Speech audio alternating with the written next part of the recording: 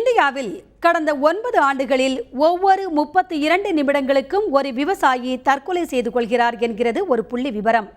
விவசாயிகள் தினமான இன்று விவசாயிகளின் வாழ்க்கை ஏற்றம் பெறுவது எப்போது என்பதை விளக்குகிறது இந்த செய்தி தொகுப்பு. ஒரு நாட்டின் முதுகெலும்பு விவசாயம்தான்.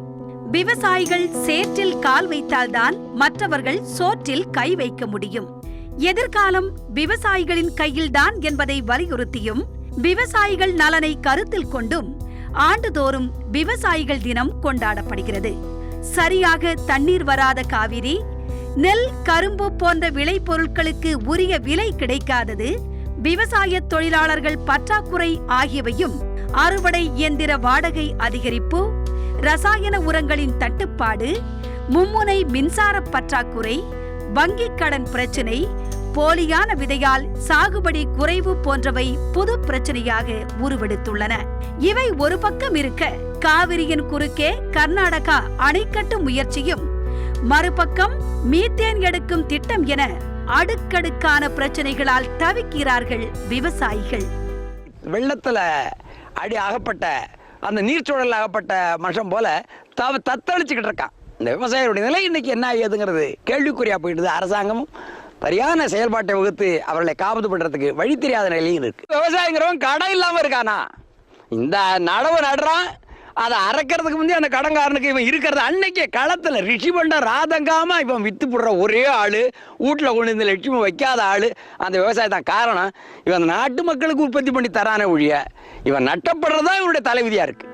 இன்றைய சூழலில் நாடு முழுவதும் 52% விவசாய குடும்பங்கள் கடனில் மூழ்கி தத்தளிக்கின்றன.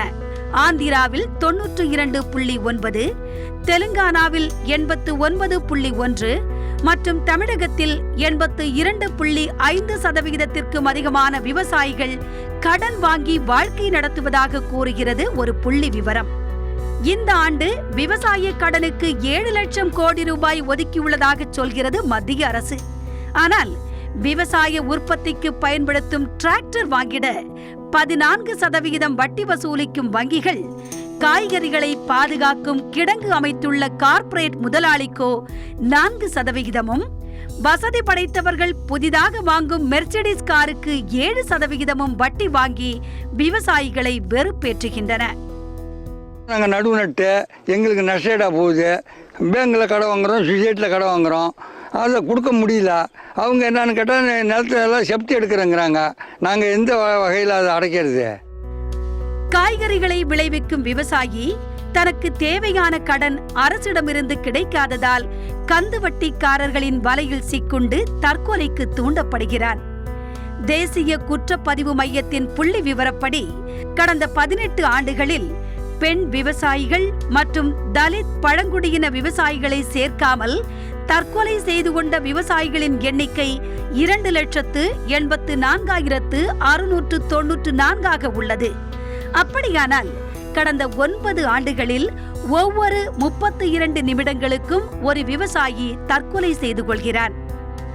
தற்கொலைக்கு முக்கிய காரணமே எங்களுக்கு உரிய தொகை, எங்களுக்கு விளைபொருளுக்கு சரியான விலை கிடைக்கிறது இல்லை.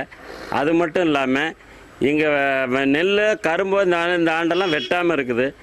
நான் எங்கள் பிள்ளைகளை கல்யாணம் உரிய நேரத்தில் கல்யாணம் பண்ணி கொடுக்கல. அப்படிங்கிற ஒரு விவசாயிகளை எப்போதுமே மானஸ் இருக்கு. அதனால் அவங்க கடனுக்கும் வாங்கின பொருளுக்கும் சரியான நேரத்தில் செய்ய முடியலன்னா அவன் தற்கொலை பண்ணிக்கிறாங்க.